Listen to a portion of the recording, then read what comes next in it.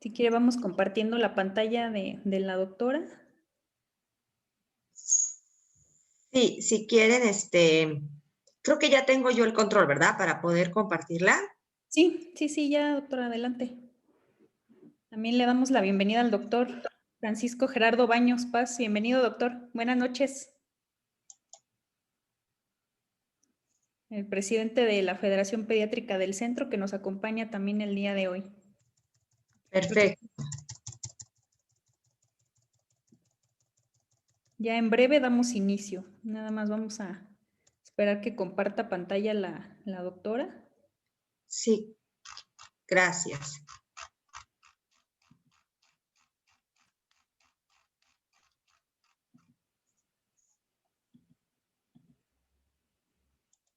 Y les recuerdo nuevamente a los que van ingresando, si nos apoyan con su nombre completo en el chat y su correo, así como también en el link que nos deja Abraham para un registro y generar su constancia, por favor. Creo que ya, ¿verdad, doctora? Sí, creo que ya la tengo. Creo que ya la ven, ¿verdad? Sí, ya, así es. Perfecto, muchas gracias. Muy bien, pues vamos a dar inicio a nuestra sesión académica ya de este mes de abril. Y bueno, pues tengo el gusto de presentar a la doctora Alejandra Arellano Bárcenas. La doctora es otorrinolaringóloga y cirugía de cabeza y cuello. La doctora es egresada de la Facultad de Medicina de la UNAM en otorrinolaringología y cirugía de cabeza y cuello en el Centro Médico Nacional del Siglo XXI del IMSS, con una estancia en otorrinolaringología pediátrica en la Clínica Mayo en Rochester, Minnesota, en Estados Unidos, con cédula y homologación para ejercer la profesión en España, médico especialista de base en el grupo Star Médica en área COVID, maestría en nutrigenómica y nutrigenética, especialidad en trastornos de la alimentación, miembro del Consejo de Otorrinolaringología y Cirugía de Cabeza y Cuello, miembro de la Sociedad Mexicana de Otorrinolaringología y Cirugía de Cabeza y Cuello, catedrática de la Facultad de Medicina de la Universidad de Anáhuac, médico externo en Grupo Ángeles y ha trabajado en líneas de investigación en el Hospital Infantil de México Federico Gómez, con publicaciones en revistas indexadas nacionales e internacionales, así como también autora de capítulos de actualización en libros de la especialidad. Le damos la más cordial bienvenida, doctora, en nombre del Colegio de Pediatría del Estado de México. Adelante, bienvenida. Muchísimas gracias. Es un honor para mí estar con ustedes el día de hoy. Bienvenidos todos. Y bueno, vamos a platicar un poco de qué está pasando y de lo que sabemos actualmente, las actualidades y los nuevos retos en relación a COVID y cómo podemos aplicarlos. Y bueno, afortunadamente la doctora, gracias por su presentación, ya me hizo favor de presentarme. Y bueno, quisiera comentarles que, bueno, durante todos estos meses de pandemia, tanto en mi práctica privada como en la práctica institucional, he tenido la oportunidad de valorar a muchos pacientes con COVID-19 en diferentes fases y en diferentes grados de la enfermedad. Y esto me ha permitido analizar el curso de la patología de una manera muy puntual, muy constante, ¿no? Y bueno, sabemos que para hacer frente a todas las enfermedades y en especial a esta patología que desgraciadamente no tenemos un tratamiento específico actualmente, contamos con la respuesta orquestada del sistema inmune y dentro de las opciones con las que contamos para dirigir esta respuesta inmune están los inmunomoduladores, que son compuestos que nos van a ayudar a aumentar o disminuir las funciones tanto a nivel celular como humoral del sistema inmune, ya que finalmente van a facilitar la producción de anticuerpos, el reconocimiento antigénico temprano y esto va a favorecer una liberación oportuna de mediadores inflamatorios para una correcta y mejor señalización intercelular. Ahora, sabemos que las infecciones de vías aéreas superiores son recurrentes en etapa pediátrica debido a la inmadurez fisiológica y temporal del sistema inmune durante este grupo etario y que se pueden considerar hasta normales 8 episodios anualmente. la quimiotaxis en este grupo etario, la fagocitosis, la producción de subpoblaciones linfocitarias, la producción de interleucinas, por ejemplo, la 12, la 10 de interferón gamma están disminuidos y la producción de interleucina 4 está aumentada. En general, la síntesis de inmunoglobulinas y la respuesta antigénica también se encuentra disminuida en este grupo etario. Y bueno, dentro de los inmunomoduladores naturales no podemos dejar de mencionar a la microbiota intestinal, ya que sabemos la importancia que ésta tiene en el proceso salud-enfermedad desde la edad pediátrica y a lo largo de toda nuestra vida. Sabemos que esta microbiota se empieza a formar intrauterinamente y se ve favorecida por unas condiciones maternas óptimas, por el nacimiento, obviamente por parto, por la lactancia materna, por el uso racional de antibióticos. Sabemos que después de un ciclo de antibióticos la microbiota se lesiona y tarda hasta 14 días en restablecerse. Y también es muy importante la calidad de la alimentación que reciba el menor en los 2 primeros años de vida, por lo que la OMS a todo este periodo los ha llamado los 1000 días e incluye desde la concepción hasta los 2 primeros años de vida postnatal.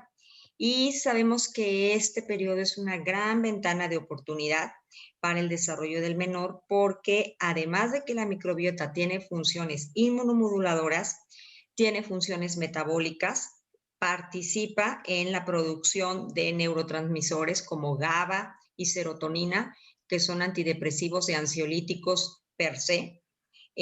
Favorece la producción de vitamina K y vitamina B12, la absorción de minerales, y como las uniones intestinales celulares son estrechas cuando tenemos una microbiota sana.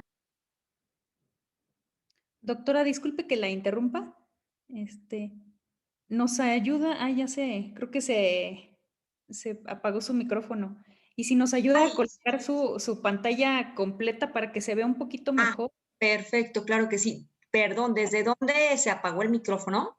No, apenas tiene segundos. Perfecto.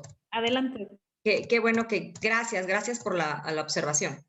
Entonces, comentaba que la microbiota, bueno, favorece la producción de neurotransmisores como GABA y serotonina, que son ansiolíticos y antidepresivos por excelencia. También favorece la producción de vitamina K y vitamina B12, la absorción intestinal, y va a impedir la colonización a través del intestino del torrente sanguíneo, porque favorece unas uniones celulares intestinales estrechas. De modo que sabemos hoy en día que una microbiota sana, lo que se llama eubiosis, tiene preponderancia de bacteroidetes en lugar de firmicutes. Cuando esta relación se invierte, lo que llamamos disbiosis, está relacionado cada vez con más, la lista de enfermedades que están relacionadas con disbiosis van aumentando con el paso del tiempo, y se han documentado tanto asma, por ejemplo, esteatosis hepática, enfermedad celíaca, síndrome de intestino irritable, diabetes mellitus, inclusive ciertas enfermedades autoinmunes, depresión y ansiedad, como ya mencioné, porque no hay la producción adecuada de GABA y de serotonina, e inclusive hasta los trastornos de hiperactividad en la edad pediátrica, y también la obesidad, porque la preponderancia de firmicutes por sí misma hace que se absorba el 30% más de las calorías de la dieta. Y bueno, dentro de las sustancias que tenemos muy importantes que forman parte del sistema inmune innato, son lo que conocemos como interferones, que son glucoproteínas básicamente de 3 tipos diferentes. El tipo 1 de interferón incluye el interferón alfa y beta, entre muchos otros. El tipo 2 básicamente se refiere al interferón gamma, y el interferón tipo 3 está en relación al interferón lambda. El alfa y el beta tienen un mayor efecto antiproliferativo y antiviral, mientras que el gamma tiene una actividad inmunoreguladora preponderantemente. El alfa lo producen los leucocitos infectados y sobre todo las células dendríticas plasmacitoides, El beta es producido por fibroblastos también infectados por virus y el tipo 2 es producido ya por linfocitos activados y a su vez este interferón 2 activa a las células asesinas naturales, que sabemos que forma parte de la inmunidad innata también, a macrófagos y a linfocitos B. Entonces, esta familia de glucoproteínas son un mecanismo primordial para hacer frente a los virus y desgraciadamente, como vamos a platicar más adelante, en los pacientes con COVID-19 se ha visto que tienen una disregulación muy importante en la producción de interferón. Y esto que conlleva que desde primera instancia el virus no está siendo afrontado por el sistema inmune de la mejor manera. Ahora, ¿qué pasa cuando empezamos a producir interferón alfa y beta? Básicamente, el virus, cualquier virus, específicamente también el SARS-CoV-2, infecta la célula. Y al momento de que infecta la célula, se empieza la producción, la transcripción y la transducción de interferón tipo 1, que como ya mencionamos, incluye al alfa y al beta. Esto directamente incide sobre la producción de proteínas antivirales, como la proteína quinasa R. Estas proteínas antivirales son liberadas por esta célula infectada y actúan también en otras células y finalmente estas proteínas antivirales van a degradar el RNA viral e inhiben la síntesis de las proteínas por parte del virus. Por eso menciono nuevamente que la producción de interferón es un punto clave del sistema inmune innato. Ahora, las infecciones respiratorias virales, incluidas el SARS-CoV-2, pueden producir una disregulación de esta respuesta inmune, de la correcta respuesta inmune. Y esto va a favorecer una respuesta inflamatoria exagerada, caracterizada por una tormenta de citocinas que hemos oído muy frecuentemente y con la producción de enfermedad severa y desenlaces fatales. Ahora, aquí vemos una imagen del SARS-CoV-2 con su corona de la proteína en espiga en azul. Y con la siguiente diapositiva quiero mostrarles las principales proteínas que forman el SARS-CoV-2. La proteína en espícula, la proteína S, ¿no? La proteína de la nucleocápsida, la proteína de membrana y la proteína de la envuelta. Y específicamente en esta magnificación quiero mencionar que la proteína en espiga sabemos que tiene dos subunidades, la subunidad S1 y la subunidad S2. Y aquí en el rectángulo nos está mostrando una parte de la subunidad S1 que se llama el dominio de unión. Esta parte es indispensable para que se pueda unir al receptor de enzima convertidora de angiotensina 2. De modo que los biológicos, las vacunas, están enfocadas en actuar sobre esta unión y por eso se llaman anticuerpos neutralizantes, en producir anticuerpos que neutralicen esta unión, que es uno de los pasos básicos para que para que el virus infecte nuestras células. Y con esta diapositiva quiero explicar los pasos más importantes que lleva a cabo el virus para acceder a nuestra maquinaria celular. Primeramente, el virus se va a adherir, se va a fijar a la matriz extracelular. Esta matriz extracelular, bueno, está presente en muchas células y tiene varios componentes. Por ejemplo, heparansulfato, dermatansulfato, ácido hialurónico, queratansulfato, y la fijación a esta matriz extracelular la llevan a cabo otros virus también, por ejemplo, como el virus del VPH, el virus del herpes, el del dengue, el virus incisional respiratorio. Pero aquí lo importante es que el SARS-CoV-2 se adhiere, se va a fijar al heparansulfato. ¿Y esto qué importancia tiene? Esta unión va a bloquear el factor H. Y el factor H es un regulador negativo de la activación de la vía alterna del complemento. O sea, desde ahí empieza la disregulación inmunológica. O sea, el complemento se queda sin un freno natural, por así decirlo. Después tenemos aquí la proteína en espiga, que como ya mencioné, tiene dos subunidades. La subunidad S1, que es específica del SARS-CoV-2, y esa es la que se une directamente al ECA2, que ya hemos oído en muchas ocasiones. Pero la subunidad S2 de la proteína en espiga debe...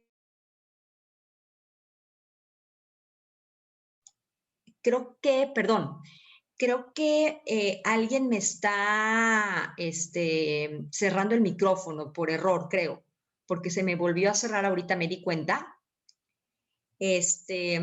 Entonces, la subunidad S2 es la que debe de ser activada por la proteasa transmembrana de serina 2, que aquí está abreviada. Y esta proteasa transmembrana de serina 2 forma parte de una familia muy grande de proteasas que básicamente se encargan del recambio proteico. Y esta proteasa transmembrana de serina 2 es sobreexpresada por los andrógenos. Eso pudiera ser una explicación del curso tórpido que llevan los varones en general en relación a las mujeres. Esta explicación que les... Ay, me volvieron a cerrar el micrófono. ¿Alguien? ¿Sí me escuchan? Sí se escucha, doctor, adelante. Sí, por ahí alguien creo que está cerrando mi micrófono por error, el anfitrión, porque ya van 2 o 3 veces que me avise el sistema.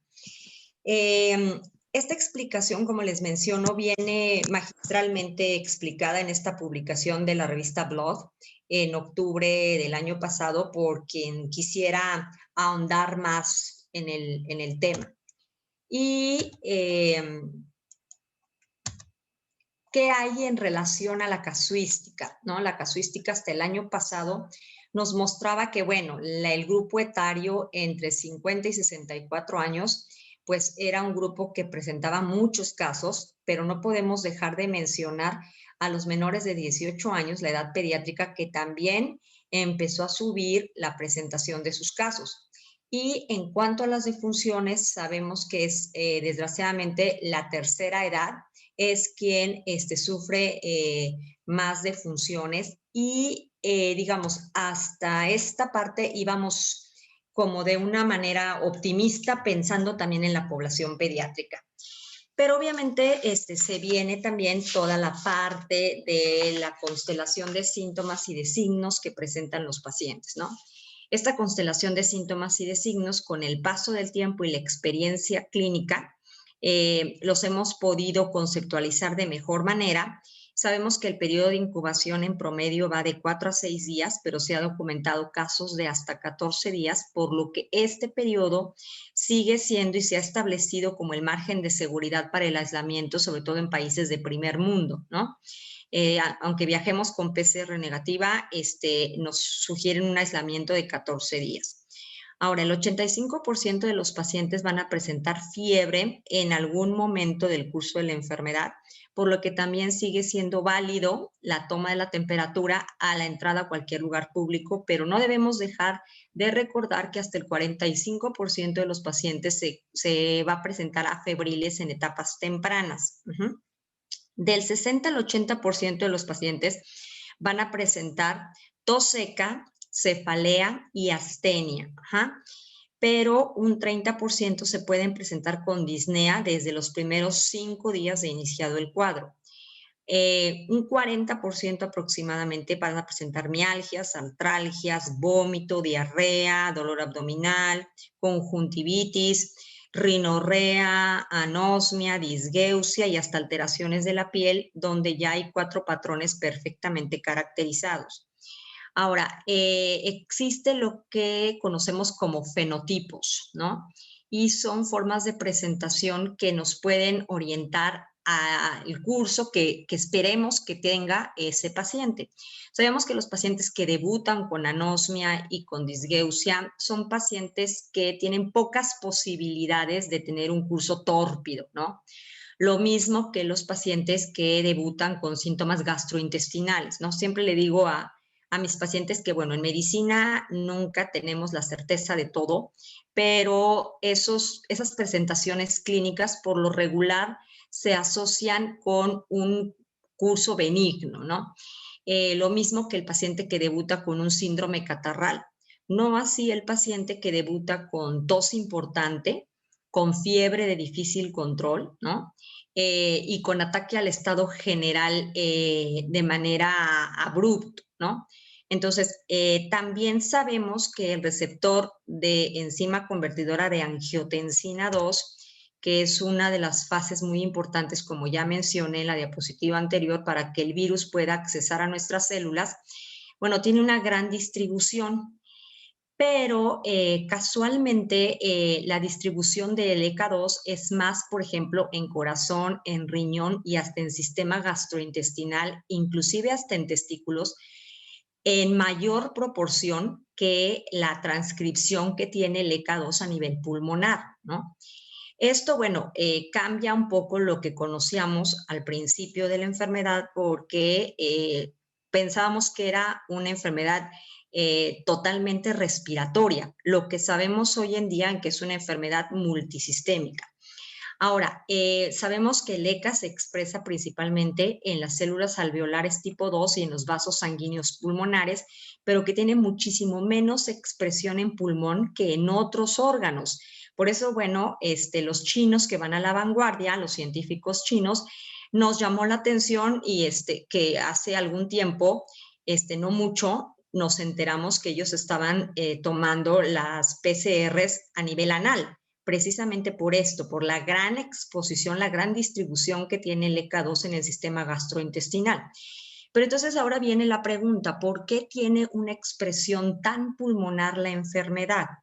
Y aquí viene precisamente la respuesta, por la histología que tiene la barrera alveolo-capilar, ¿no?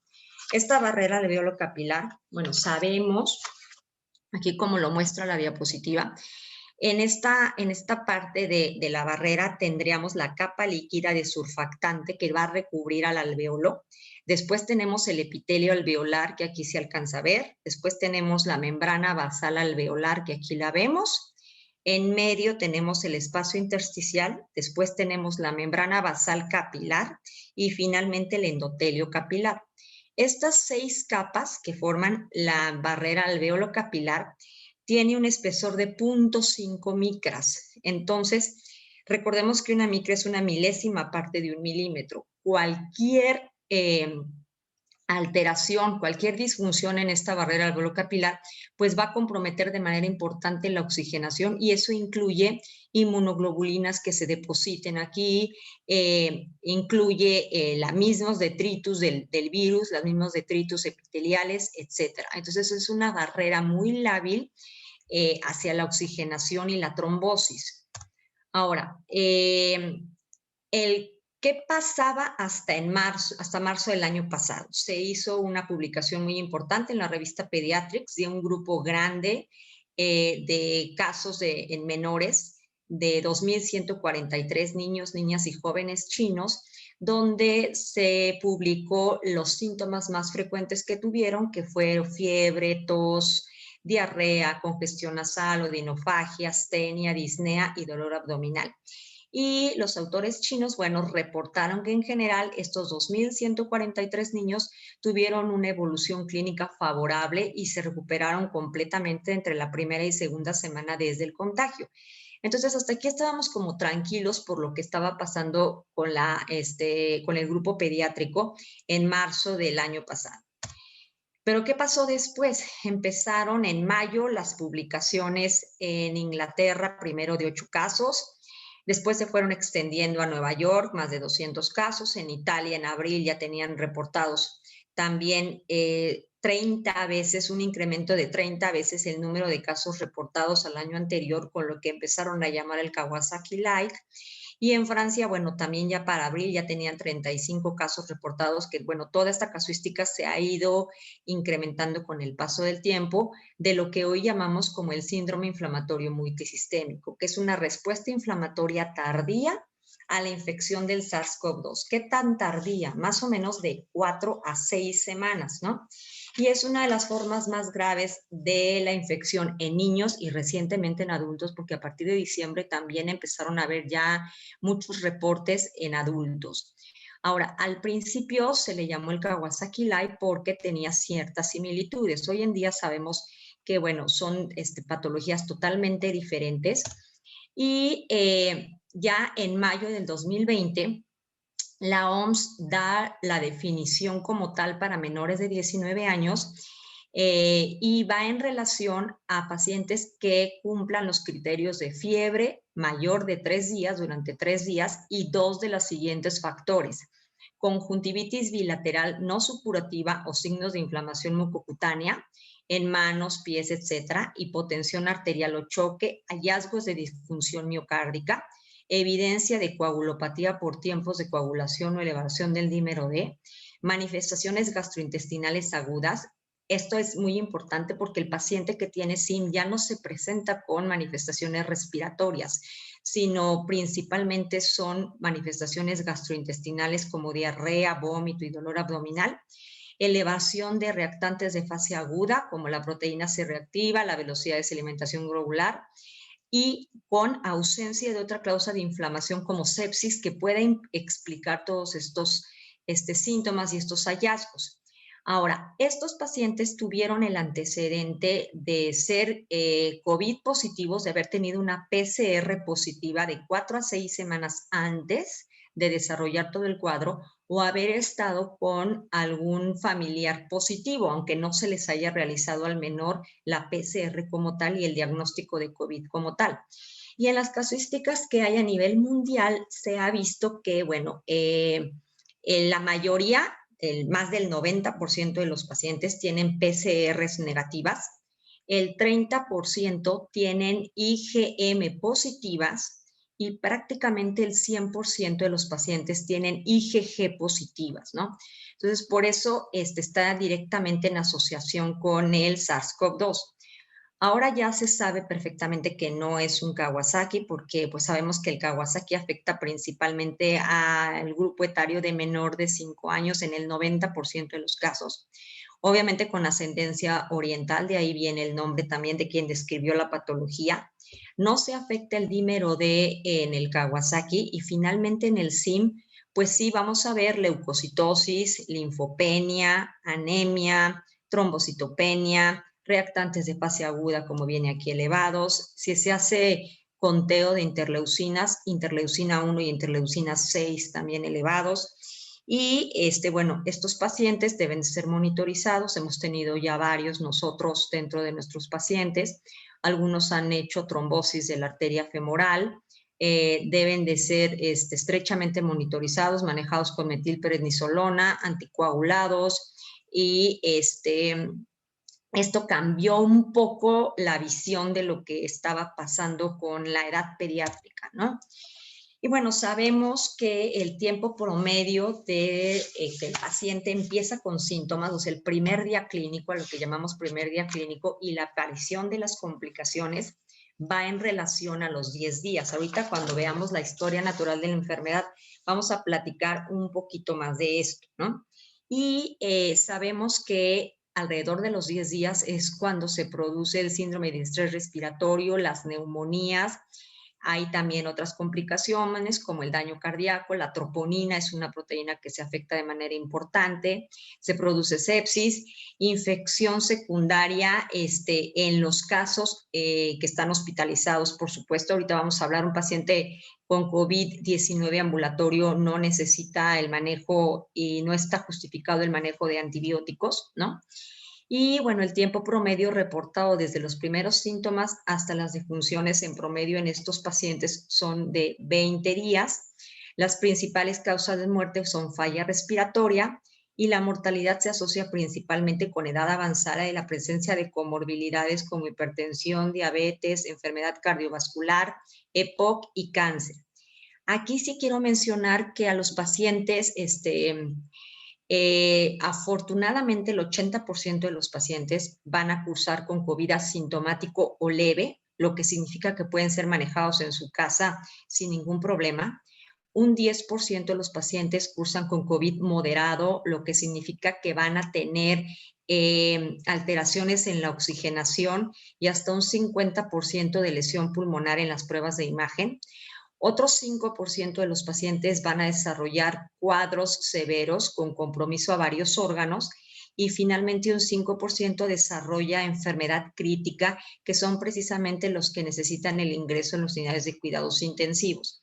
Ahora, afortunadamente también la ventilación mecánica en los hospitales donde se encuentra con alternativas, también les ha cambiado mucho el pronóstico. Desgraciadamente, cuando un paciente con COVID-19 es intubado, sabemos que tiene un alto índice de probabilidades de desenlace fatal, hasta el 70-80%.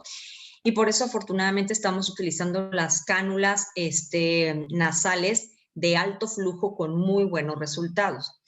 Ahora, en cuanto a nuestra población, sabemos que desgraciadamente los factores de riesgo que están aquí mencionados, debemos de añadirle la obesidad, ¿no? Y porque en esta diapositiva podemos ver que el tejido adiposo, bueno, está formado por diferentes grupos celulares, entre ellos pues adipocitos, macrófagos, pero también linfocitos y fibroblastos.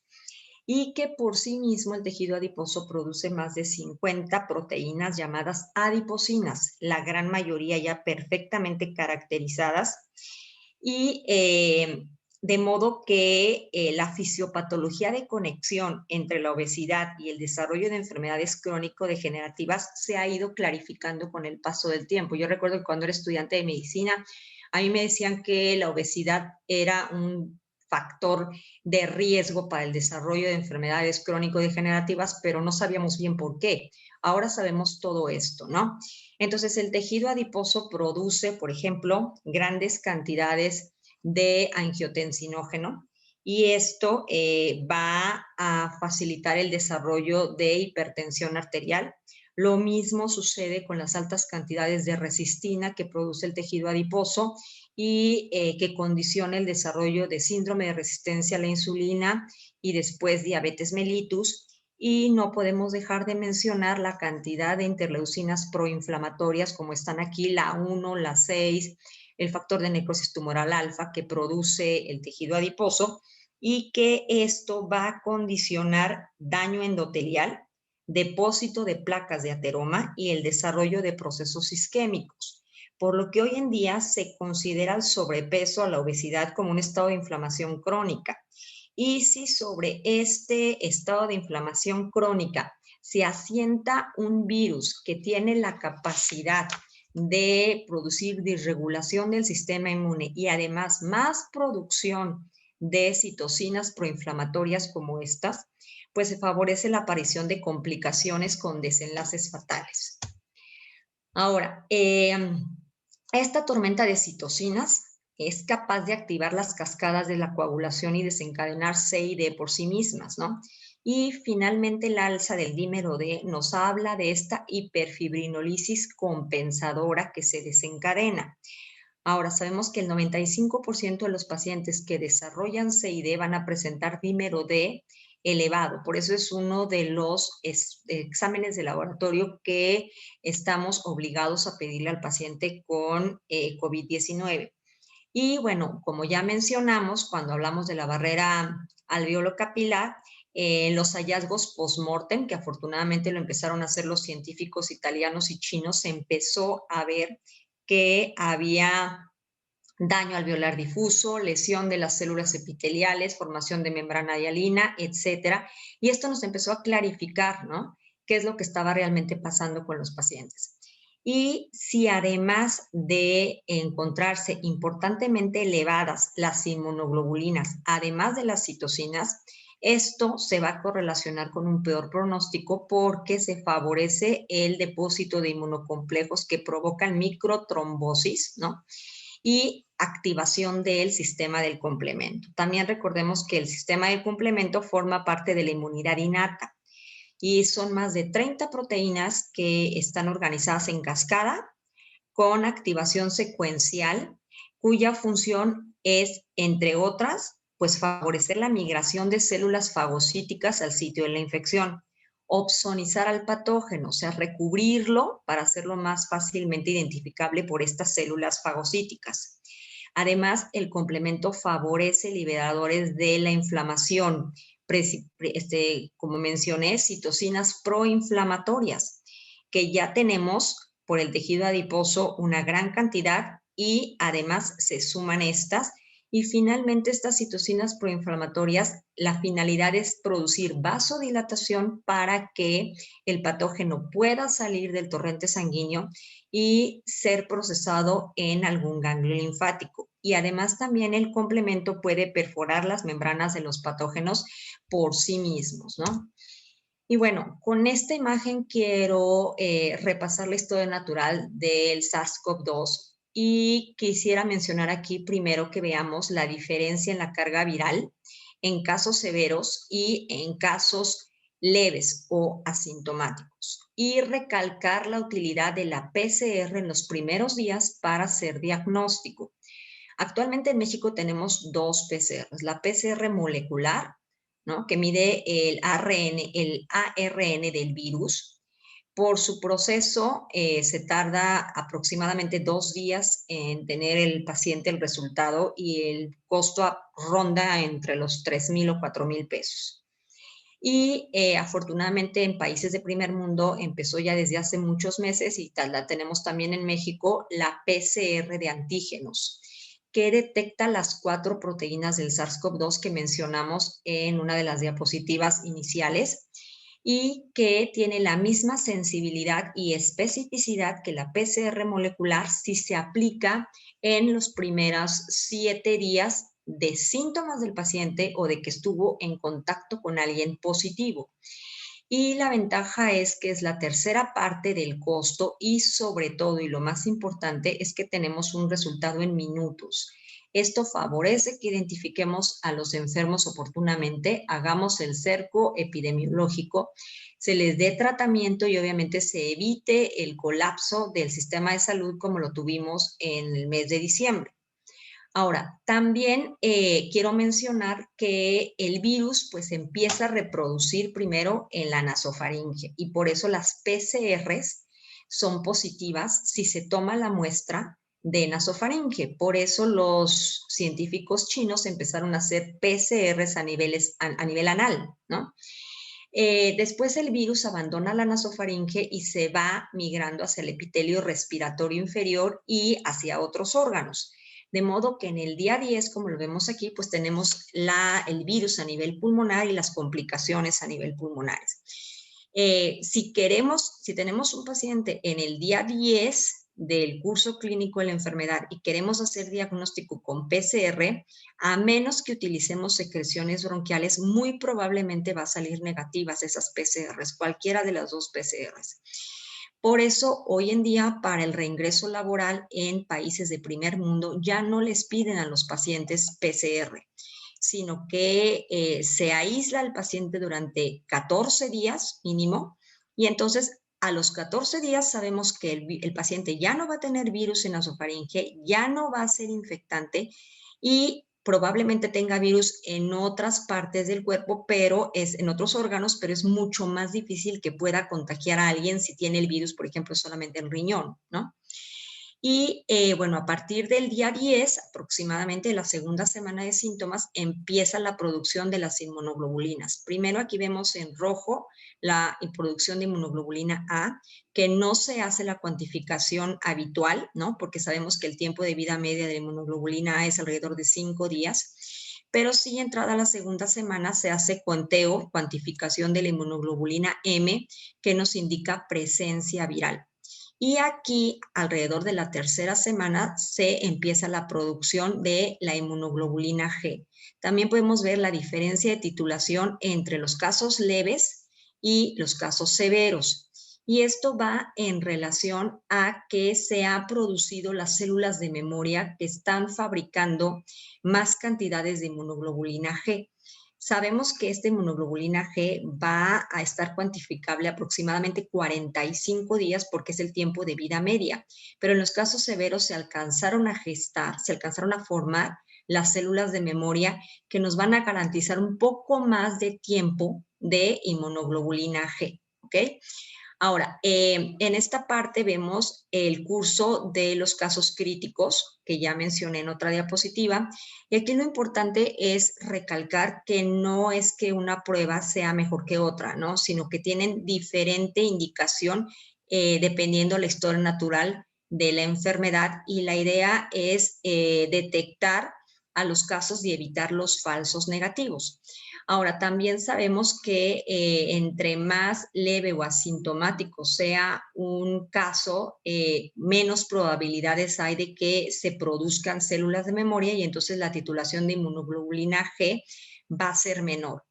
Y como les mencioné al principio de la plática, sabemos que es una enfermedad multisistémica, que se produce una vasculitis intensa, ¿no? Y entonces, al ser una enfermedad multisistémica, hasta el 30% de los pacientes pueden desarrollar algún tipo de secuela. Y estas secuelas, bueno, pueden ser desde respiratorias, desde cardíacas, desde renales, y también, por ejemplo, hay pacientes que refieren astenia de mucho tiempo de evolución. Se ha estudiado estos pacientes y se ha visto que el virus produce una tiroiditis importante, una tiroiditis viral hasta en el 20% de los pacientes, que culminan con hipotiroidismo. Entonces, estos pacientes que tienen astenia de mucho tiempo de evolución, sí es aconsejable estudiarlos para ver realmente qué es lo que está pasando, ¿no? Y ahora, sabemos, como mencioné también, que tenemos finalmente dos tipos de anticuerpos. Independientemente, estos anticuerpos pueden ser inmunoglobulina M o inmunoglobulinas G, pero básicamente en relación a su función se dividen en anticuerpos neutralizantes y anticuerpos no neutralizantes. Estos anticuerpos no neutralizantes también se les llama anticuerpos de unión. Estos anticuerpos neutralizantes son los que van dirigidos precisamente a evitar que la subunidad S1 se una a la enzima convertidora de angiotensina 2. O sea, estos neutralizantes actúan directamente sobre el dominio de unión, ¿ok? Y los no neutralizantes no es que tengan menos importancia, ¿no? También son muy importantes, pero actúan sobre las otras proteínas del SARS-CoV-2. De modo que, pues los dos son vitales para poder hacer frente a la patología también. Y sabemos que, bueno, como ya mencioné, los van a tener diferente pico dependiendo de la historia natural de la enfermedad, y son una guía muy importante también para saber qué pacientes han desarrollado inmunidad. De hecho, estos anticuerpos pues dependen, como ya les comenté, que se desarrollen las células de memoria que van a garantizar su producción continua. Hay diferentes líneas de investigación y diferentes grupos científicos que mencionan internacionalmente que lo mejor para saber la prevalencia real de la enfermedad no sería en relación a medir los anticuerpos, sino medir a las células de memoria. Y así sabríamos exactamente quién ya tiene una exposición duradera y una producción de anticuerpos garantizada. Obviamente esto se hace a nivel experimental, pero es demasiado costoso para hacerlo, para extrapolarlo a la población en general.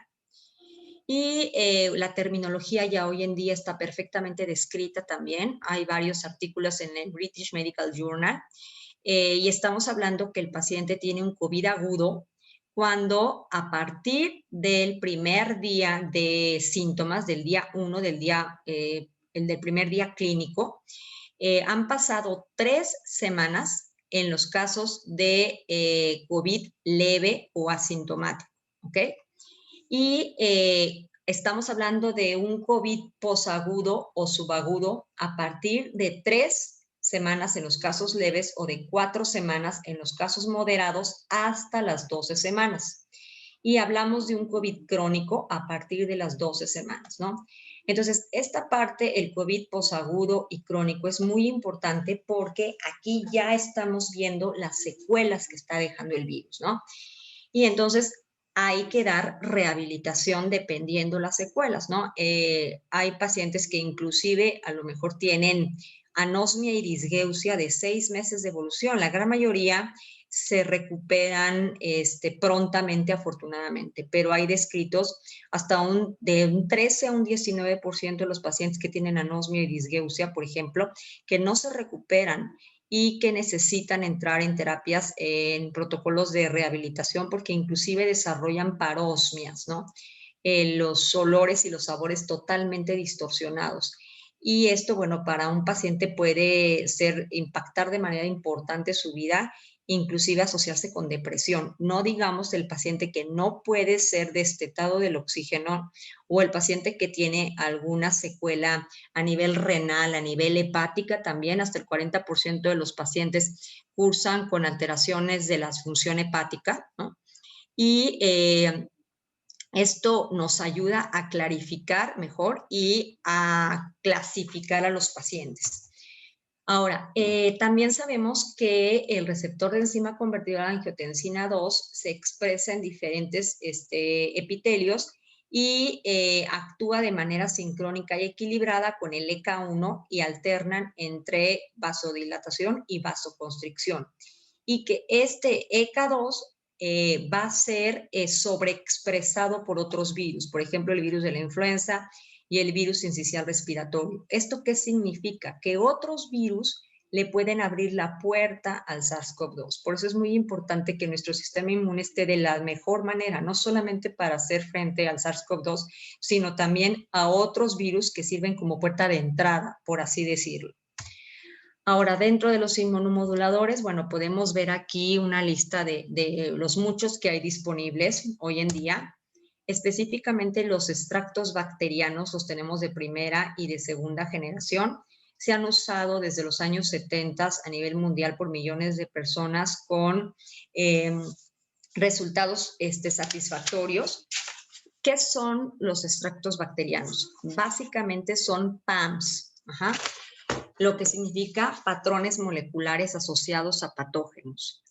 Son moléculas que se expresan en la superficie de los patógenos y estas moléculas son reconocidas por el sistema inmune.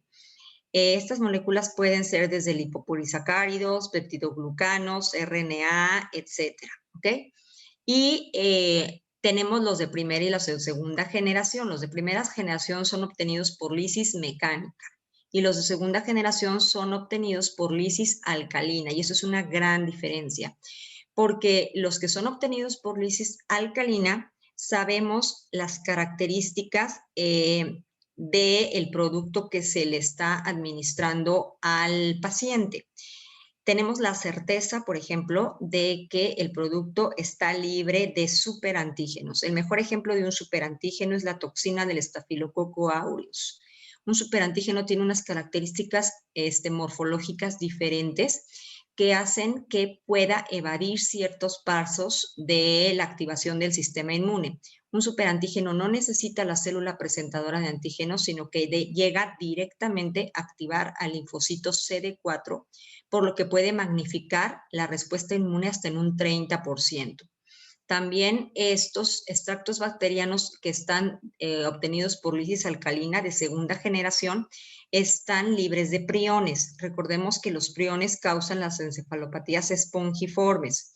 Y además también estos de segunda generación son resistentes al paso por el tracto gastrointestinal y no sufren alteración si se dan concomitantemente con alimentos.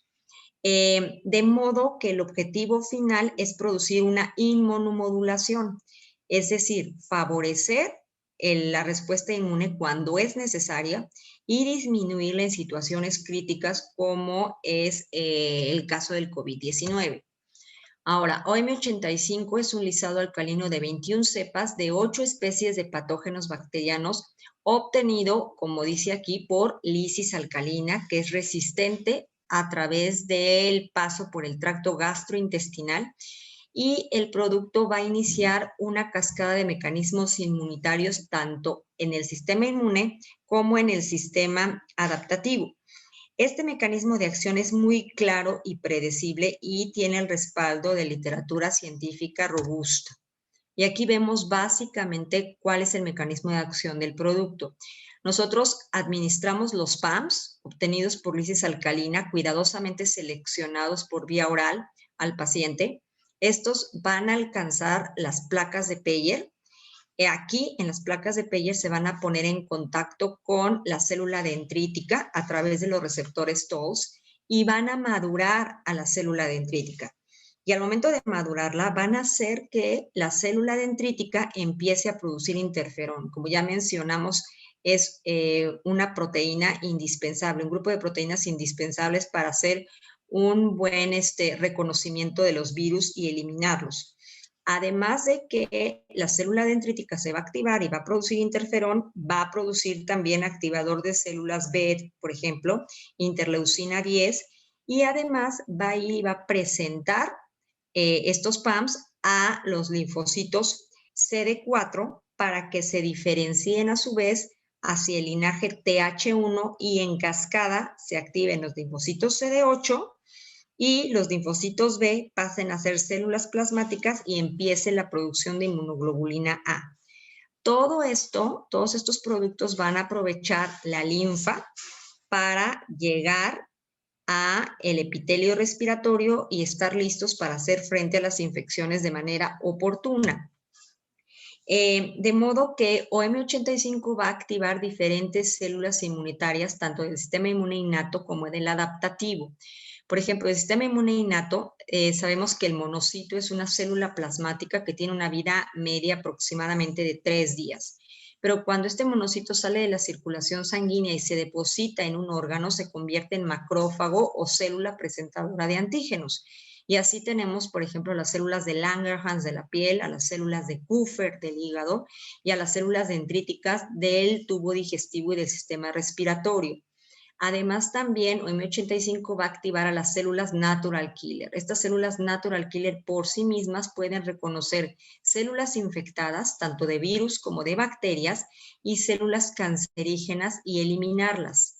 También va a activar OM85 los linfocitos TH1, como ya mencionamos, a los linfocitos T reguladores, que son muy importantes para que se orqueste esta respuesta inmune de manera correcta, y a los linfocitos CD8, citotóxicos, que básicamente son una célula natural killer, pero digamos con más estudios, más especializada, ¿no? Además, también OM85 va a favorecer la producción de beta-defensinas que forman parte de la inmunidad innata y envuelven a los virus para que estén listas en el epitelio respiratorio. Va a favorecer también la migración de neutrófilos hacia el pulmón y además va a favorecer que los linfocitos B empiecen a producir inmunoglobulina A. De modo que el mecanismo de acción de M85 es muy predecible y es a través de los PAM seleccionados que se le administran al paciente y que actúan madurando a estas células dendríticas para producir un estado prealerta contra las infecciones y de este modo producir un equilibrio donde habrá menos inflamación de la vía aérea. Va a favorecer el producto que el linaje de linfocitos se diferencie hacia el linaje TH1 y no hacia el linaje TH2. ¿Por qué? Porque es importante esto. El linaje TH2 va a producir precisamente interleucinas proinflamatorias, que ya mencionamos son pues, protagonistas en toda esta disregulación, como la interleucina 4, interleucina 5, interleucina 13, y además sabemos que este linaje de linfocitos, el TH2, está directamente relacionado con procesos alérgicos como dermatitis atópica y asma bronquial, de modo que OM85 va a disminuir hasta en un 38% las crisis agudas de asma. Y bueno, en relación a las coinfecciones bacterianas, como ya mencioné, el paciente con COVID-19 leve, que es manejado de manera ambulatoria, no necesita la prescripción de ningún antibiótico, ¿no? No así los pacientes que están hospitalizados, porque bueno, tienen sus barreras vulneradas, tienen desde venoclisis, sondas uretrales, catéteres venosos centrales, etcétera, ¿no? Y dentro de los agentes más frecuentemente relacionados a coinfecciones bacterianas en COVID, OM85, el producto, tiene 5 de los más frecuentes que vemos en esta diapositiva. Ahora, también es muy importante recalcar que debemos de evitar el exceso, el abuso de la prescripción de antibióticos, porque desgraciadamente eso nos ha llevado, entre muchas otras cosas, bueno, a lesionar la microbiota intestinal, como ya mencioné, pero al desarrollo de superbacterias. Nosotros en el hospital donde yo estoy, en la terapia intensiva, bueno, hay un tema importante con una superbacteria, la Cinetobacter baumani, es una bacteria gram negativa que produce muchas infecciones nosocomiales, no solo en México, sino a nivel mundial. Es ocasionante de septicemia, neumonías, meningitis, etcétera, que ha puesto en problemas a muchas terapias y que desgraciadamente pueden vivir meses este tipo de superbacterias en condiciones desfavorables sobre superficies sólidas e incluso entre los hilos de algodón de las batas y de las pijamas del personal. Entonces, es muy importante no hacer uso, abuso y mal uso de los antibióticos.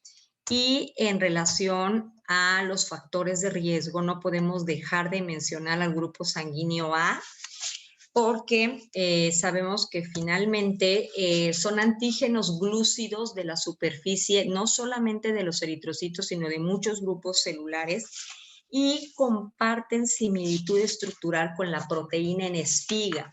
¿Y esto qué ocasiona? Que no sea reconocido el virus por el complejo mayor de histocompatibilidad y se le facilite el acceso a nuestras células.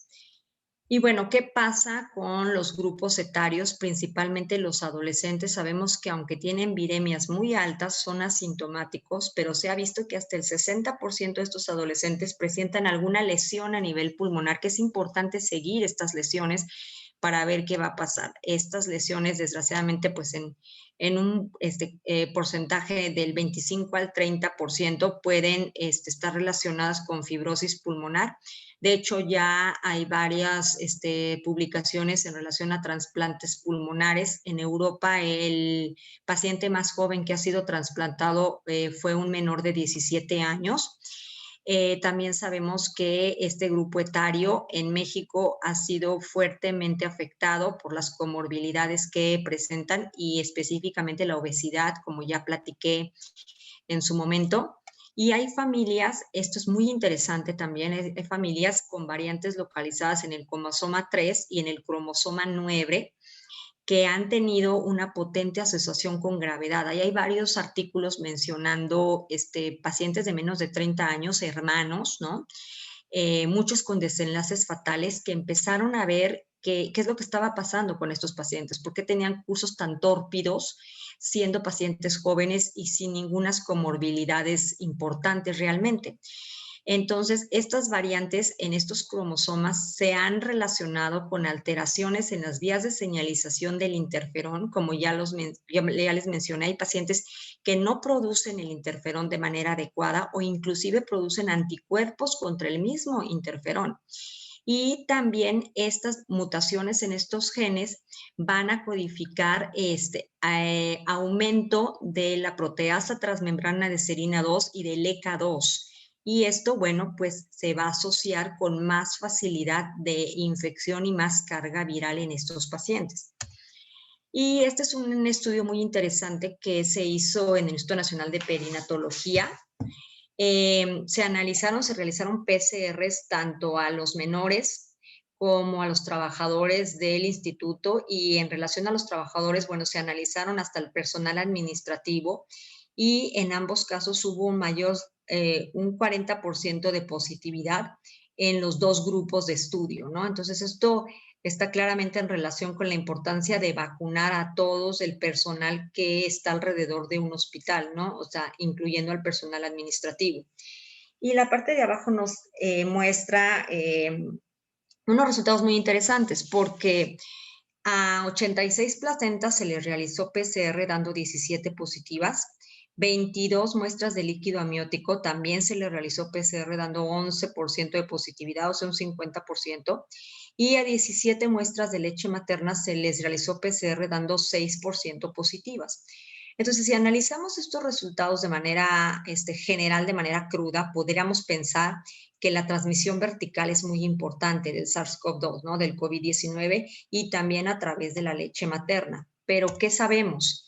La transmisión vertical afortunadamente es muy rara, solamente hay 15 casos reportados de recién nacidos por cesárea con síntomas de COVID y que se les detectó el SARS-CoV-2 a las 2 horas de nacimiento. ¿Y esto qué explicación tiene? Afortunadamente es rara la transmisión vertical porque se necesita que se exprese en la placenta tanto el ECA2 como la proteasa transmembrana de serina 2, que estos dos, expresión de estas dos moléculas es difícil que se haga de manera simultánea en las placentas. Pero se analizaron las placentas de estos recién nacidos y mostraron un mayor depósito de fibrina e infiltración de monocitos y de neutrófilos, insuficiencia placentaria aguda y crónica, y esto se asoció con restricción del crecimiento intrauterino. De hecho, estos chiquitos, estos menores tuvieron bajo peso al nacer. ¿Y qué hay en relación a la leche materna, ¿no? En la leche materna también se han encontrado fragmentos del virus, ¿no? A través de las pruebas de PCR. Y sabemos que se necesitan los viriones completos para que puedan ser viables, y además estos viriones deben de conseguir llegar a los órganos blancos del menor, lo que implica superar el sistema respiratorio de los niños. Por lo que la OMS recomienda que se aliente a las madres con diagnóstico presunto o confirmado de COVID-19 a que comiencen a amamantar o sigan haciéndolo. De hecho, no hay ningún reporte a nivel mundial que esté comprobado, documentado la infección del menor a través de la leche materna. Entonces, ¿qué podemos concluir con esta casuística que nos da el Instituto Nacional de Perinatología? Que toda esta positividad que se encontró en estas PCRs afortunadamente fue de restos de virus, o sea, no de virus completos. Y esto pues obviamente le resta infectividad afortunadamente. Como ya mencioné, la proteína en espiga tiene dos subunidades, las subunidades C1 y las subunidades C2. La subunidad C1 es la que es específica para el SARS-CoV-2 y a la que están dirigidos los biológicos, al dominio de unión específicamente, que aquí está señalado. Y también estudios recientes han documentado hasta un 35% de linfocitos T reactivos en población no expuesta previamente a SARS-CoV-2. Y esto se explica por la coexistencia de otros coronavirus que producen resfriados comunes, ¿ok? Ahora, también sabemos que desgraciadamente la inmunidad de grupo al principio se calculó por medios matemáticos y rondaba alrededor del 67%, pero se ha vuelto a calcular esta inmunidad de grupo para poder controlar la pandemia a nivel mundial y ronda actualmente en el 85% por el incremento de las variantes que ha habido documentadas en diversas partes del mundo, ¿no? Se calcula que aproximadamente estamos como en un 18% a nivel mundial de esta inmunidad de grupo. Esto obviamente ayudado por países que ya tienen una vacunación mucho más adelantada. Aún así, ha habido muchas encuestas en diferentes partes del mundo y, por ejemplo, en Serbia, en Croacia, en Líbano, hay poca aceptabilidad de la vacuna, aproximadamente un 40% cuando más de la población está dispuesta a vacunarse. Entonces, esto va a hacer que más difícilmente podamos alcanzar esa inmunidad de grupo para poder controlar la pandemia. Y aquí les muestro una diapositiva que está en relación a la efectividad de las vacunas contra COVID. Esto sí es muy importante que lo interpretemos en relación a que es una protección que nos da la vacuna de manera individual. Y es una protección que nos va a dar para no padecer COVID severo, crítico o COVID letal, morir de COVID, ¿no? Siempre nos llama la atención estos porcentajes, ¿no? Y por eso queremos todos, por ejemplo, ponernos la vacuna de Pfizer, ¿no? Y, por ejemplo, pudiéramos pensar que entonces la vacuna de Johnson & Johnson, a tener un 72%, pues no conviene mucho aplicársela. Y aquí sí hay que analizar cómo se probó, cómo se sacaron estos porcentajes. Y mientras, por ejemplo, la vacuna de Moderna y la de Pfizer se hicieron los ensayos en el verano en Estados Unidos, cuando había, digamos, una cantidad menor de casos, ¿no? Y por eso salieron estos números tan altos. En cambio, la vacuna de Johnson & Johnson se probó principalmente en Sudáfrica, se probó en otros meses en Estados Unidos en septiembre, octubre, cuando había una gran prevalencia de casos. Y esta, al momento de que se probó en Sudáfrica también, incluyó a las variantes del SARS-CoV-2, cosa que no incluyeron estas, la de Pfizer y la de Moderna, por ejemplo. Entonces, analizando todo eso, todas las vacunas obviamente nos protegen de morir de COVID o de padecer COVID crítico o severo, ¿no? Y sí habría que ver pues algunas individualidades, porque por ejemplo, a lo mejor la vacuna de Johnson & Johnson nos puede dar un poco mayor de protección contra las variantes, ¿no? Quedaría esa duda. Y aquí vemos, bueno, el mecanismo de acción de las diferentes vacunas. Sabemos que, por ejemplo, la CoronaVac es una vacuna de virus inactivados, o sea, no vivos, que como adyuvante tiene hidróxido de aluminio para desencadenar una mejor respuesta inmune. Por su parte, las vacunas de ARN, por ejemplo, Moderna y Pfizer, que aquí están Moderna y Pfizer, tienen dentro de sus componentes polietilenglicol y PEG, ¿no? Estos dos componentes, estas dos moléculas están presentes, por ejemplo, en medicamentos, en pastas dentales, en shampoos, en edulcorantes, o sea, tenemos una gran sensibilidad previa y hay quien ha adjudicado esta sensibilidad, esta exposición que ya tenemos previa al PEG y al polietilenglicol, como que puede ser un factor de riesgo para desencadenar reacciones anafilácticas. Y por su parte, bueno, las vacunas que han dado mucho de qué hablar últimamente son las de vector viral, entre ellas la vacuna de Astra, la Sputnik, la de CanSino, por ejemplo, la de Johnson & Johnson. Estas tienen entre sus componentes polisorbato 80, ¿no?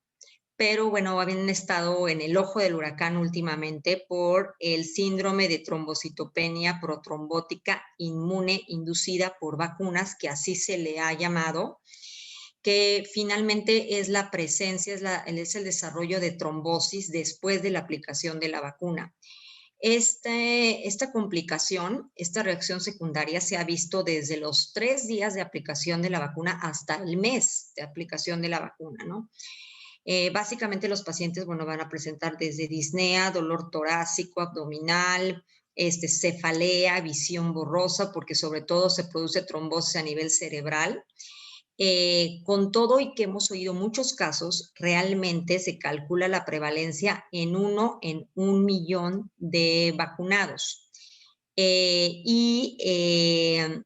es la misma prevalencia, ¿no? Por ejemplo, de que nos caiga un rayo, 1 en 1 millón, ¿no? Y si tomamos en cuenta la probabilidad de que tenemos de fallecer, por ejemplo, por una picadura de abejas, es de 1 en 59,000. Entonces es mucho más frecuente que podamos fallecer por la picadura de una abeja que por el desarrollo de una trombosis, de un síndrome de trombocitopenia inducido por las vacunas, ¿no? Por eso se sigue alentando a que la población se vacune. En Europa, para la población joven, se aconseja mejor otro tipo de vacuna porque sabemos que las poblaciones jóvenes de menores de 30 años tienen pocas posibilidades de tener un COVID tórpido, un COVID con desenlaces fatales, ¿no? Entonces, es más, se calcula el riesgo en relación a tener un COVID complicado o a poder desarrollar un síndrome trombocitopénico por vacuna, y por eso, sobre todo a las mujeres que también tienen el antecedente de uso de anticonceptivos, porque también ese es un factor de riesgo que se ha observado en estos pacientes que han desarrollado el síndrome de trombocitopenia. Se les está aconsejando vacunarse con algún otro biológico, ¿ok? Y también, bueno, la vacuna mexicana también es de vector viral. Veremos a ver qué pasa con la vacuna mexicana. Y es muy interesante, por ejemplo, que en Cuba están desarrollando 4 vacunas, la Soberana 1 y la Soberana 2, que son como las más adelantadas, ¿no?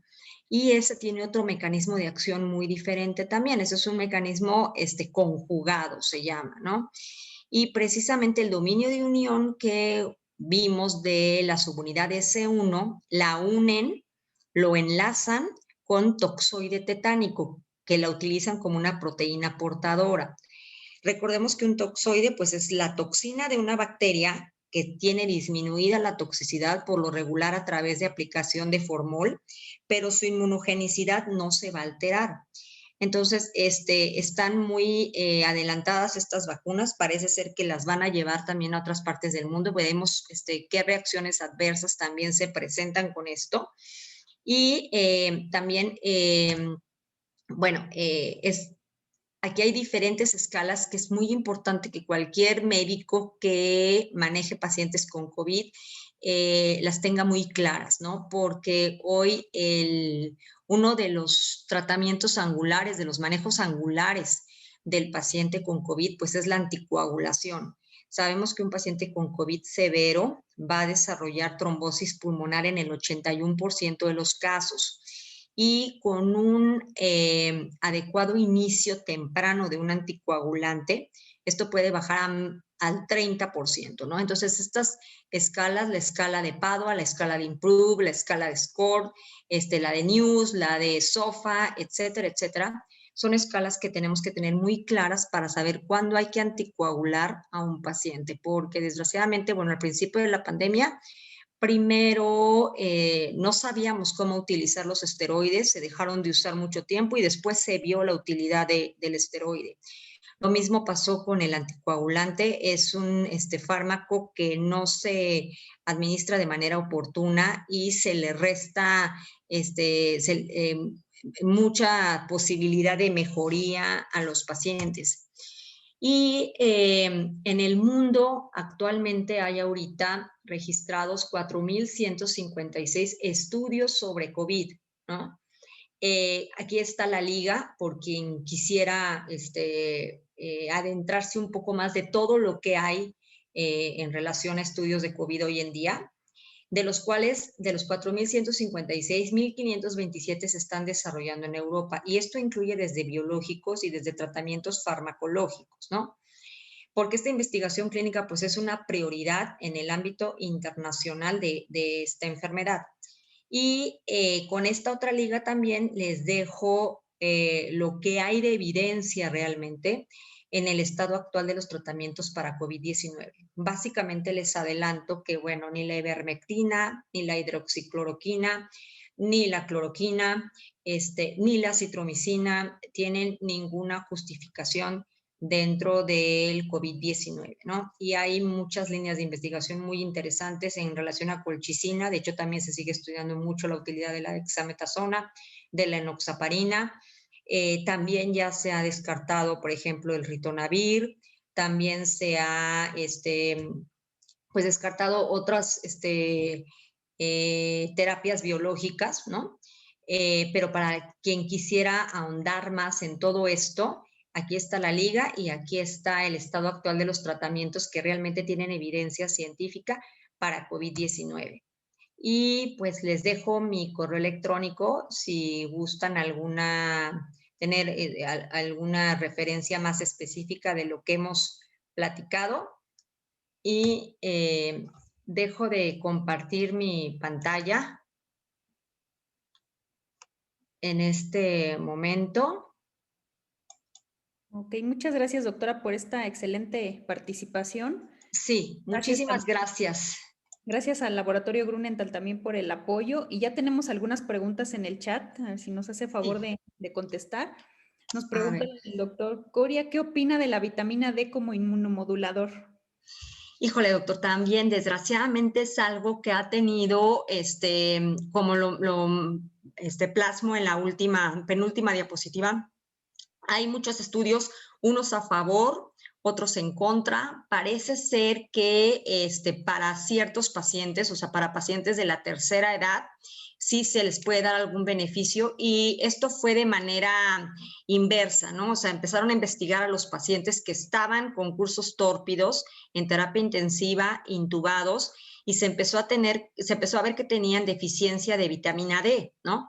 Pero hay que tomar en cuenta que muchos eran pacientes de la tercera edad, y el paciente de la tercera edad, bueno, pues tiene para empezar edentulia, tiene atrofia de las vellosidades intestinales, tiene una alimentación muy selectiva ya.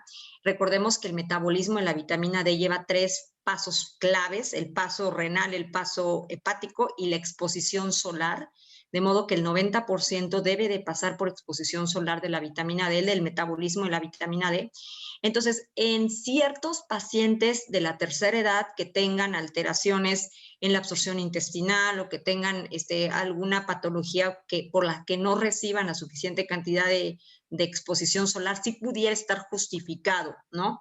Es así como está, digamos, actualmente en relación a la vitamina D. No hacerlo universal, ni recomendarlo de manera universal, ni mucho menos como profiláctico a la población en general, no solamente en casos muy seleccionados, y lo mejor es hacer, pues obviamente, esto en relación con la determinación específica de la vitamina D.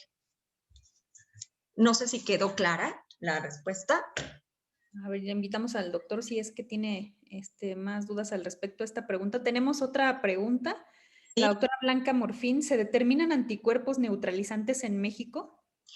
Desgraciadamente, a nivel de investigación nada más, o sea, no es una tecnología que esté abierta así a nivel masivo, digamos, a nivel de laboratorios. Lo más que se hace es la cuantificación de la inmunoglobulina M y de la inmunoglobulina G. Ok, muchas gracias. El doctor Coria, de nuevo, si usted se vacunara, ¿qué vacuna elegiría y por qué? Mire, doctor, yo ya estoy vacunada, soy primera línea, yo ya estoy vacunada. A mí me dieron la vacuna de Pfizer, la verdad, no me dieron a escoger, fue la vacuna que me tocó. Realmente ha tenido pocos efectos adversos registrada la vacuna de Pfizer. Y yo, como les digo, yo creo que todas las vacunas son buenas, ¿no? Sí me llama un poco la atención que, por ejemplo, la vacuna de Astra no fue probada en pacientes mayores de 65 años, ¿no? Y en nuestro país, pues, se aplicó indiscriminadamente a los pacientes de la tercera edad, ¿no? O sea, habría ciertos sesgos por ahí que sería bueno, ¿no? Como diferenciar, ¿no? Pero en general yo creo que todas las vacunas son buenas, en general nos dan una muy buena protección, en general, por eso quise incluir esa diapositiva, o sea, no nos vayamos con el número del 94%, el 72%, el 80%, o sea, todas nos dan protección de morir por COVID, de COVID severo y de COVID crítico, ¿no? Y hay que ver en dónde, en qué países y en qué circunstancias se hicieron esos ensayos, que esas ya son como finuras, ¿no? Pero yo creo que en general todas las vacunas son buenas, doctor. Es mejor que ninguna, ¿no? Ok, otro comentario del doctor dice, ¿realmente todas las vacunas son eficaces y efectivas y seguras? Muchas de ellas son terapia génica. ¿Qué opina? También se ha dicho mucho eso, que si se va a alterar nuestro DNA, que obviamente muchas tienen tecnología muy nueva, ¿no? Vamos a ver qué pasa con el paso del tiempo, ¿no? Pero yo creo que hasta donde se ha visto, hasta donde nos han dado a conocer los ensayos y todo, podemos estar pues hasta cierto punto tranquilos ahorita, ¿no? Veremos, o sea, nadie tiene la verdad absoluta, no sabemos qué pasa en algunos años, ¿no? Pero hasta ahorita no hay reportado alteración genética ni en animales en experimentación, en los estudios preclínicos, ni nada. Obviamente tenemos una ventana de tiempo muy corta, ¿no? Y el tiempo pues nos dará la última palabra, ¿no? Pero yo creo que en general son seguras todas. Ok, gracias, doctora. La doctora Noemí Santana nos pregunta, ¿qué se sabe de síndrome de Guillain-Barré por COVID? ¿Cuáles son las secuelas a corto, mediano y largo plazo? Sí, pues desgraciadamente las pacientes tienen, les digo, hasta el 30% de las secuelas de algún tipo de secuela, ¿no? Y esas secuelas pueden ser desde depresión, desde insomnio, desde anosmia, disgeusia, todo. También está documentado el Guillain-Barré. Obviamente la idea es estudiar al paciente de manera oportuna, por eso es muy importante la terminología, ¿no? Saber hasta dónde estamos en un COVID agudo y dónde empezamos ya con un COVID subagudo y empezar a darle rehabilitación a los pacientes de manera integral. O sea, casi el paciente a las 3, 4 semanas que está pasando la parte aguda, ya puede empezar a recibir la rehabilitación del área en donde hemos detectado, ahora sí que una ventana de oportunidad, ¿no? Entonces, no sé si quedó claro. Gracias, doctora. La doctora Cristina, ¿en qué consiste la rehabilitación para la anosmia? Híjole, es bien interesante. Allá hay varios artículos. Básicamente se les debe de dar a los pacientes a oler diferentes sustancias, 5 minutos al día. Se empieza por digamos, por un kit, ¿no? De 4 aromas básicos, ¿no? Que son eucalipto, rosa, clavo de olor, etcétera. Se empieza a manejar 5 minutos que huelan la fragancia, por lo menos 2 veces al día, el primer mes, ¿no? Y ya desde el primer mes, de hecho yo tengo muchos pacientes en ese esquema de rehabilitación, de hecho después se progresan con otras sustancias, ya desde el primer mes empezamos a ver resultados positivos y yo tengo pacientes desgraciadamente que tienen con el tema de la anosmia y la disgeusia desde noviembre del año pasado, ¿no? Y además parosmias, ¿no? Por ejemplo, que todo les sabe a quemado, por ejemplo, ¿no? O que inclusive todo tiene un sabor a podrido, ¿no? Entonces es desesperante para el paciente, caen en un tema de depresión también y de ansiedad. Entonces, también el paciente que se está prolongando más allá de un mes en recuperar, y que ya estamos en un COVID subagudo y que se está tardando en recuperarse de la anosmia y de la disgeusia, y que inclusive estamos empezando a detectar parosmias, lo ideal, como todo, es la rehabilitación oportuna, ¿no? Hay muchos artículos bien interesantes también ya de eso. Gracias, doctora. Sí. La doctora Noemí Santana, ¿en realidad existe la vacuna ideal para COVID? No, realmente, o sea, todos sabemos que en medicina, pues todo tiene sus áreas de oportunidad, ¿no? Sus ventanas de oportunidad y además tomando en cuenta, pues, la individualidad de cada uno de nosotros, ¿no? Nuestra carga genética, nuestros factores de riesgo, nuestras comorbilidades. Entonces, algo que sea así 100% seguro y 100% ideal, pues no existe, ¿no? En medicina ni en, yo creo que en ninguna ciencia, ¿no? Ok. Gracias, doctora. También nos preguntan, ¿cuál sería la prevalencia de trombosis secundario a la vacuna de AstraZeneca en la segunda dosis? Va disminuyendo un poco, pero en relación, fíjense, hay reportado 15 casos, si mal no recuerdo, de trombosis con la vacuna de Johnson y Johnson en Estados Unidos en 7 millones de dosis aplicadas. Y son 62 casos reportados en Europa después de la segunda dosis de la vacuna de AstraZeneca en ¿cuántos millones? Esos serán en 14 millones de aplicaciones. Entonces, por eso se calcula que en promedio es 1 en 1 millón el que produce, el que tiene la reacción adversa. Ok. Gracias, doctora. Otra pregunta, ¿se puede vacunar a alguien con poliglobulia? Lo ideal es, o sea, el estudio más, digamos, más a fondo de cuál es la causa de la poliglobulia, ¿no? O sea, porque sí pudiera ser un factor de hipercoagulabilidad, no sé, si no tiene tratamiento, si no tiene control, que a lo mejor pudiera predisponer a algún evento de trombosis, ¿no? Sobre todo de estos biológicos. Por eso les digo, afortunadamente tenemos otros biológicos también. Por ejemplo, les comenté la vacuna de la Coronavac, ¿no? Es de virus inactivados, ¿no? Es de las tecnologías de toda la vida, ¿no? Entonces, podemos tener como otras opciones, ¿no? Entonces, de ahí va en relación las recomendaciones, ¿no? De los factores de riesgo que se detecten en los pacientes. Gracias, doctora. Otra pregunta, la doctora Magda Muñoz. Hablando de preparar el sistema inmune, ¿usted recomienda uso de suplementos de vitaminas? Por ejemplo, zinc, vitamina D3, vitamina A. No, la verdad, yo siempre le digo a los pacientes, no hay nada que sustituya una buena alimentación, una exposición solar, ¿no?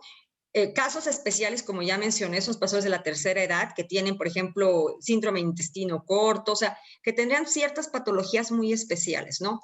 Pero yo en general no recomiendo nada de ese tipo de vitaminas, porque además no hay ningún estudio que compruebe realmente, ¿no? Que sirven de algo, ¿no? Entonces, nada sustituye lo natural y una buena alimentación. Ok, gracias. El doctor Roberto Becerril la felicita, tiene varias felicitaciones por su plática Gracias, y gracias. nos pregunta si en relación a los inmunomoduladores bacterianos, ya que solo funcionarían en forma extrafolicular y no favorecerían los TH2, ¿qué nos puede comentar? Sí, en general la idea del inmunomodulador es que actúe desde la inmunidad innata, ¿no? Desde la correcta señalización y producción de interferones, ¿no? Y ahí, bueno, viene el inmunomodulador, básicamente actúa a nivel de los PAMs, ¿no? Y también de la activación del complemento. Bueno, desde ahí sabemos que hay 3 maneras de activar el complemento, ¿no? Entonces, cualquier inmunomodulador, la idea es que favorezca una correcta señalización de todo el sistema inmune, desde la parte innata y después la adaptativa. Ahora, aquí lo importante es, yo siempre les recomiendo que se metan un poco más a ver los estudios que están respaldando el mecanismo de acción de ese inmunomodulador, porque se han visto que hay inmunomoduladores que favorecen el desarrollo de enfermedades autoinmunes, por ejemplo, porque hay unos que no estimulan, por ejemplo, el desarrollo de linfocitos TH1, pero sí el desarrollo de linfocitos TH17. Y estos linfocitos TH17 están directamente relacionados con varias enfermedades autoinmunes. Entonces, hay que ver el mecanismo de acción. Hay muchos inmunomoduladores, el mecanismo de acción, como desmenuzarlo, ver qué estudios científicos están respaldando, si hay publicaciones robustas que estén respaldando esa seguridad de ese inmunomodulador. Básicamente sería como lo que yo les pudiera recomendar. Gracias, doctora. Hay otra pregunta. ¿Cómo se podría evitar complicaciones graves de COVID en pacientes pediátricos con inmunoestimulantes? Bueno, básicamente al paciente, no es que el inmunoestimulante nos vaya a contrarrestar las complicaciones en los pacientes pediátricos, ¿no? El inmunoestimulante nos va a favorecer un correcto, digamos, desempeño del sistema inmune. Ahora, estos chiquitos, el menor que empieza con fiebre, el menor que empieza con alteraciones gastrointestinales, que tuvo COVID o que estuvo en contacto con la prima, la tía, la abuelita, no sé quién, hace algunas semanas, ¿no? Es altamente sugestivo, que hay que empezar a hacer exámenes de laboratorio. Podemos estar frente a un SIM, ¿no? Y le digo, desgraciadamente nosotros a mí ya me ha tocado ver varios, ¿no? Que hemos tenido que hospitalizar. Entonces, hoy en día también es otro de los padecimientos que tenemos que tener, de los diagnósticos que tenemos que tener aquí en mente, muy oportunamente pensar, ¿no? En este tipo de cosas. Yo he tenido pacientes hasta de 13 meses con SIM, ¿no? Que uno pudiera decir, no, pues le están brotando los dientes, ¿no? Tiene una infección viral X y por eso tiene fiebre de 4 o 5 días y por eso está tan inquieto, ¿no? Y por eso está tan malhumorado, ¿no? Entonces, siempre tenemos que estar pensando en eso y el inmunomodulador, o sea, nos ayuda como a dirigir esta respuesta inmune en general contra virus y bacterias de una mejor manera. No es que nos evite las complicaciones, ¿no? Sino actúa como de manera preventiva, ¿no? Y general, digamos. Gracias.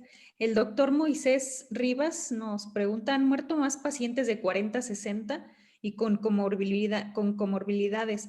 ¿Por qué se vacunó primero a mayores de 60 años? ¿Fue mala planeación? Híjole, mire, doctor, yo la verdad, esa respuesta, no, me imagino que hay muchos pacientes, muchos médicos aquí presentes de la tercera edad, pero yo creo que fue una estrategia mal diseñada y no nada más en México, a nivel mundial, ¿no? Yo creo que, inclusive hemos visto en la tele, ¿no? Hay muchas pacientes de la tercera edad que han sido llevados en silla de ruedas, han sido expuestos a filas y filas, ¿no? Para vacunarse. Y estos pacientes, pues, realmente estaban en su casa, ¿no? Sin mayor riesgo. Entonces, hay que vacunar a la persona que le va a llevar el virus al paciente de la tercera edad, ¿no? O sea, eso es que pues es otro tipo de población. A lo mejor es la población económicamente activa que está yendo y viniendo y todo, ¿no? Entonces, yo creo que también eso tuvo un enfoque no de la mejor manera, y hubiéramos a lo mejor empezado por otro tipo de población que está más expuesta al virus, y los pacientes de la tercera edad, que muchos abuelitos afortunadamente tienen meses en su casa, ¿no? Y ahora con lo de la pandemia, pues más, no han tenido ninguna exposición, pero sí les lleva el virus el hijo, les lleva el virus el sobrino, les lleva, y entonces es ahí cuando se empieza a complicar. Yo también creo que la estrategia, no nada más en México, sino a nivel mundial, tuvo varias áreas de oportunidad ahí. Gracias, doctora. Otra pregunta, ¿cuánto tiempo dura la inmunidad con la vacuna Pfizer? Ese es un tema bien interesante. No sé si acaban de escuchar que dijeron que necesitamos una tercera dosis, los que tenemos Pfizer, porque empiezan a bajar precisamente los anticuerpos neutralizantes a partir de los 9 meses, y necesitamos la tercera dosis entre los 9 meses y el año. Yo me permito opinar que lo más probable es que eso resulte con todas las vacunas y que baje la producción de anticuerpos neutralizantes, y que probablemente nos tengamos que estar vacunando de COVID cada año, así como nos estamos vacunando de influenza. Todavía es un poco aventurado lo que yo pienso, ¿no? Pero yo creo que paulatinamente, conforme vaya saliendo más investigación, las demás farmacéuticas van a terminar dando la misma recomendación, que se necesita la vacunación cada año. Ok, gracias. La Sí. doctora Fran Sánchez, ¿qué opina de la vacuna Sinovac? Ya que se habla de baja efectividad, si se tuviera esta como primera vacuna, ¿se podría revacunar con alguna otra con mecanismo diferente? ¿Y cuánto tiempo se podría dejar entre ello? Mire, aquí es muy claro también lo que hay en investigación. Esto de la vacunación heteróloga, o sea, de una primera vacuna de un mecanismo de acción y un mecanismo de la segunda dosis de otro mecanismo de acción, es algo que no se recomienda. Hay diferentes protocolos de investigación en diferentes partes del mundo, en Estados Unidos y en Europa. Las primeras conclusiones se calcula que estén en el verano, pero ahorita lo que se recomienda no es que hayamos empezado la vacunación con un tipo de vacuna, con un mecanismo de acción, y la segunda dosis sea otro mecanismo de acción, como en algún momento lo sugirió nuestro secretario el doctor López-Gatell. O sea, eso no está aprobado a nivel mundial, ¿no? Ahora, la vacuna CoronaVac, como ya les dije, la Sinovac, es una vacuna china de virus inactivados, no vivos, que, bueno, pues es un mecanismo de acción que tienen muchas vacunas desde hace mucho tiempo, ¿no? Por eso se calcula que sea una vacuna segura. Ahora, también otra cosa, esta vacuna fue hecha en China, sabemos el hermetismo de los chinos y el hermetismo de los rusos. A mí me llama la atención también que la vacuna de Sputnik es de vector viral, y no hemos sabido nada de trombosis por la vacuna, ¿no? Y prácticamente se ha aplicado pues en Rusia y en Argentina, ¿no? Un poco en algunos otros países, ¿no? Pero también son muy herméticos los rusos, entonces no sabemos bien a bien qué pasa con esas vacunas, pero desde el mecanismo de acción, la vacuna de la CoronaVac, la verdad se me hace un muy buen biológico y muy seguro, porque es de los mecanismos de acción más antiguos que ya están muy probados, ¿no? Ok, gracias. Voy a dar lectura a una última pregunta. Nos siguen escribiendo, sin embargo, ya también por obvias razones del tiempo. Le pido, doctora, si nos apoya en el chat colocando su correo para que, pues, Sí, claro. para que les hagan llegar el resto de las preguntas. Voy a dar lectura a esta que me parece interesante. ¿El factor de transferencia tiene algún beneficio como inmunomodulador? El doctor Javier Sánchez. Una pregunta muy interesante. Ya acabo de poner mi correo electrónico. De hecho, en la última slide de la presentación también estaba el correo electrónico. Desgraciadamente, el factor de transferencia, doctor, bueno, fue un producto muy prometedor al principio, ¿no? Cuando lo comercializaba el Instituto Politécnico Nacional. Desgraciadamente, hoy hemos caído en la comercialización del factor de transferencia, y cuando un producto cura prácticamente todo, ¿no? O sea, tampoco es coherente, ¿no? Entonces, el factor de transferencia hoy en día lo comercializan como que es bueno para todo. Lo venden en cápsulas, en la televisión, ¿no? Que ojalá, yo espero que en el mejor de los casos, pues tenga algo de factor de transferencia, ¿no? O si no, nada, y estemos comprando como cápsulas de gel, de gelatina, nada más, ¿no? Entonces, desgraciadamente sí ha caído mucho en la falta de credibilidad del factor de transferencia, ¿no? Y a eso se suma que no se ha hecho más investigación en el factor de transferencia. El mecanismo de acción realmente no está definido, o sea, en qué parte del sistema inmune incide, ¿no? No hay publicaciones científicas robustas, ¿no? Entonces, el factor de transferencia hoy en día tiene muchas áreas de oportunidad, deja muchos interrogantes, ¿no? Y no se considera como un inmunomodulador que tenga una seguridad, ¿no? Que le podamos administrar al paciente porque tengamos los conocimientos reales de lo que le estamos dando al paciente, ¿no? Entonces, yo la verdad no lo uso y lo he estudiado mucho y lo he buscado muchísimo a lo largo de 25 años que tengo ser otorrino, ¿no? Y siempre que he hecho una metaanálisis, una revisión sistemática, me quedo exactamente en lo mismo del factor de transferencia. No tenemos evidencia científica de que realmente sirva. Okay. Básicamente. Muchas gracias, doctora. Y muchas gracias. A nombre del Colegio de Pediatría del Estado de México le damos las gracias y les haremos llegar tanto a usted como al representante, a Enrique Ponce Salas, también le agradecemos su apoyo y les haremos llegar su reconocimiento por esta brillante participación, doctora. Muchísimas gracias. No, muchísimas gracias a ustedes. Fue un placer, de veras. Muchas gracias por su atención. Muchas gracias. Y a continuación le cedo la palabra a la doctora Ana Berta Alcántara. Vamos a dar lectura de la minuta de manera breve del acta de la tercera asamblea. Adelante, doctora. Sí, muchas gracias, doctora Betty. ¿Sí me escuchan? Sí, doctora. ¿Sí Adelante. Ok. Adelante. Bueno, me uno antes que nada las felicitaciones por la excelente ponencia. Inicio la lectura de la minuta. En la ciudad de Toluca, Estado de México, siendo las 21 horas del día 25 de marzo del 2021, se reunieron vía virtual a través de plataforma Zoom los asociados del Colegio de Pediatría del Estado de México AC, con el objeto de celebrar la tercera Asamblea General Ordinaria, a la cual fueron previamente convocados mediante comunicado en reunión virtual vía Zoom y electrónico. Dicha asamblea se desarrolló de acuerdo con la siguiente orden del día. Como primer punto de la orden del día, la doctora Beatriz Archundia Jiménez, en su carácter de presidenta del Colegio de Pediatría, da la bienvenida a todos los colegiados asistentes a través de la vía virtual. Como segundo punto de la orden del día, la doctora Beatriz Archundia realiza la presentación de la sesión, teniendo como ponente invitado al doctor Carlos Esteban Aranza Donis, con el tema Actualidades y controversias de la vacunación en México. Como tercer punto de la orden del día, se realizó sesión de preguntas y respuestas. Como cuarto punto de la orden del día, se da paso a la entrega virtual de reconocimiento al ponente, el doctor Carlos Esteban Aranza Donis, por parte de la presidenta del colegio. Como quinto punto de la orden del día, su servidora, Ana Berta Alcántara Garduño, secretaria del Colegio de Pediatría, dio lectura a la minuta de la sesión anterior.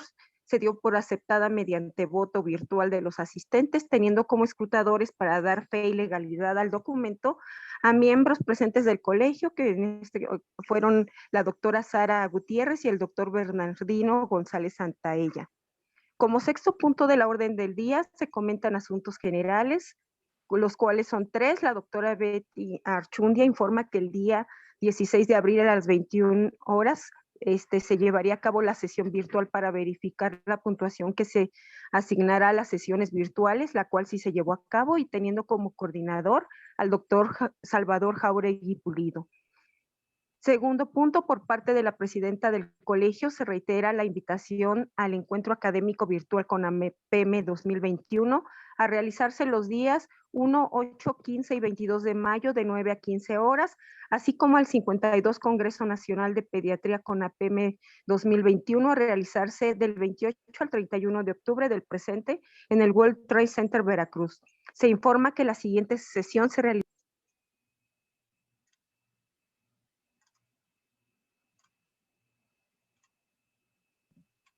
Doctora, ¿se apagó su micrófono? mental. Dentro de los acuerdos, la doctora Beatriz Archundia dará seguimiento o informará en reuniones posteriores sobre el puntaje acordado en cada una de las sesiones virtuales. Como séptimo punto de la orden del día, la doctora Beatriz Archundia Jiménez agradece la presencia a todos los asistentes a la sesión, la cual se da por concluida a las 22 horas con registro virtual de 195 asistentes registrados. Sería todo, doctora. No sé si me haga el favor de designar 2 escrutadores. Sí, a ver, pues al doctor Roberto Becerril, la doctora Susana Osorio, si nos ayudan a verificar si hay alguien que no esté de acuerdo con la minuta, nos hace favor de levantar la mano, algún comentario en el chat, por favor.